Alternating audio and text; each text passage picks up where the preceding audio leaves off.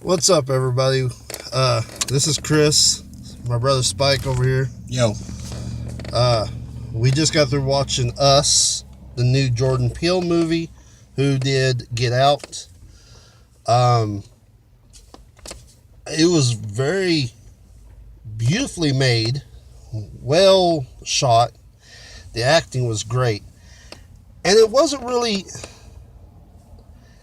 I don't think it was a horror movie. It was more of just this mysterious, if you like Alfred Hitchcock type of stuff, or just, Twilight Zone thing and all that mixed into it, then you'll like it. It's got a lot of humor in it as well, which played off on the scary part. So, Well, it is Jordan Peele, so let's be honest, it's going to be funny, okay? Let's be thankful that Jordan Peele is out there.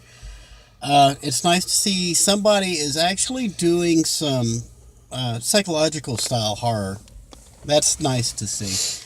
Because to actually think it through instead of just slashing the throats of horny teenagers, that actually takes a little talent. yes, I'm not really into horror movies. I mean, Jason movies, all those things I can't get into, but I like horror movies that has this unique way of telling a story, a way of just like dragging you in and keeping you hooked on the edge of your seat. Forget all that slasher stuff and all that crap. Just something that will literally hook you and make you afraid of what's in that dark room.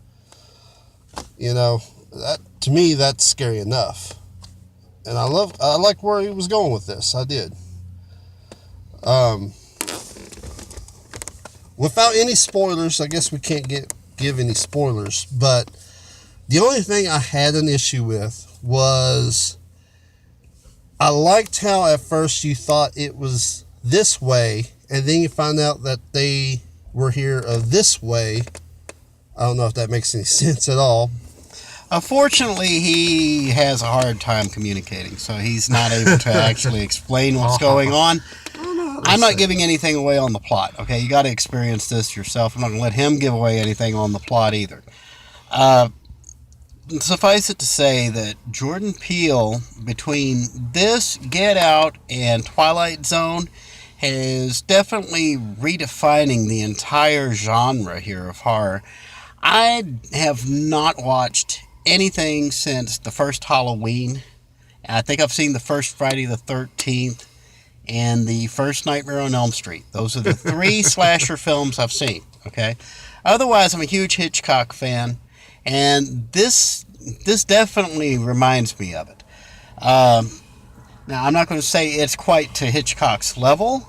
He's certainly showing a lot of promise, okay, Jordan Peele, and of course, I'm not even going to attempt to mangle the lead actress's name here, so just rest assured she did a spectacular job. Essentially, she's pulling double duty, so as are just about everybody else acting in this film. This movie is obviously very heavily influenced by an episode of The Twilight Zone. If you've got Netflix, check it while you can, because I guarantee this is going to be number one on Netflix for this week. It's season 1, episode 21. The name of it escapes me right now. But it stars Vera Miles and Martin Milner in it. It is very, very obviously the influence and the inspiration for this film. I would say go watch it. There is some gore in it, but not nearly as much as most of these other slasher films. I would also say that if you have seen this, please do your friends and neighbors a big service here. Don't discuss the plot with them. Let them experience it for themselves. That is one thing he definitely learned from Hitchcock. Keep the plot to yourself. Okay? Chris, you got anything left to say? As for the acting, you got 2 stars from Black Panther, and they your hand was in the way. They totally made this work. Yeah, the acting was phenomenal. From both actors, again, I cannot really... One of them, I can't pronounce their names at all. The actors that played their kids in the movie were really great. They carried it really well. The whole visual, like I said, the visual and everything was just great. The story was great. The fact that, you just have this other copy of yourself and it's just, again, I can't give nothing away, but this is something that I will have to say you must see. Should we rank this movie like from 1 to 5 type of deal? Or? You go ahead and give it a score from 1 to 5. I have a different score for it. What's that? No, you go ahead. Give it a score of 1 to 5 stars. What would you give this? I'm going to say a 4. Being good. 4.5. Yeah, I'll go 4.5 because this movie is definitely something. It's way better than Get Out. I will say that. So, if he still, keeps doing this, then I'm all for him. So, definitely a good movie. Check it out. Okay, I'm going to close this out now by saying this. He gave it 4.5 because he's still PO'd because he didn't see that coming. Really?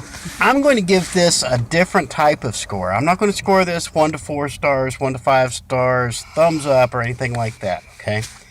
I'm going to score this in my own way.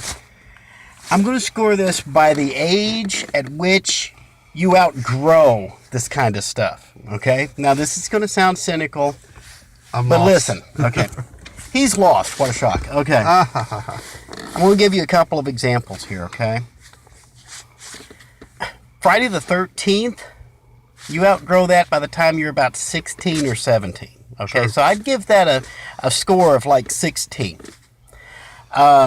If you consider like Nightmare on Elm Street, the first one, you could maybe go to 22, 23. It had some creative spots to it.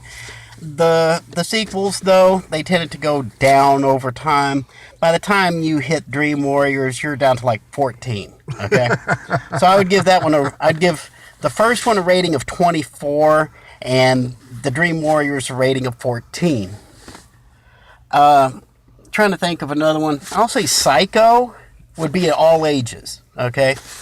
That one, you're not going to outgrow Psycho. If you like it, you're going to love it forever. Psycho. Okay? I have seen Psycho about roughly 24 times, and I can watch it over and over again because Hitchcock's just that good. You were saying?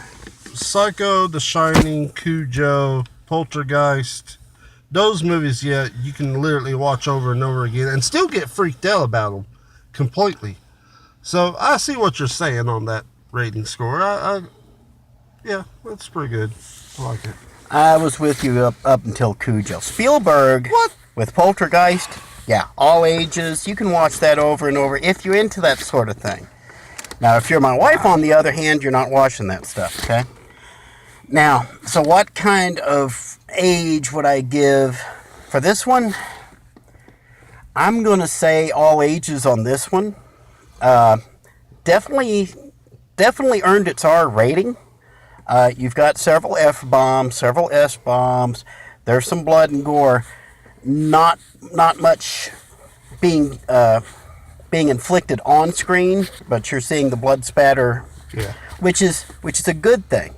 Because I'm going to make one more point before we wrap this up, because we're already almost at 10 minutes. One more point, okay? Your imagination is going to come up with things far more violent, far more graphic, far more creative, and far more effective than all the Rick Bakers and Ray Harryhausens that you can resurrect, okay? No amount of special effects will ever match a person's imagination, so keep that in mind. Watch this film, and you'll get an idea of how your imagination can run away with you. True. So, I'm Spike. I'm Chris. And we will see you in our regularly scheduled program. Take care, y'all. So.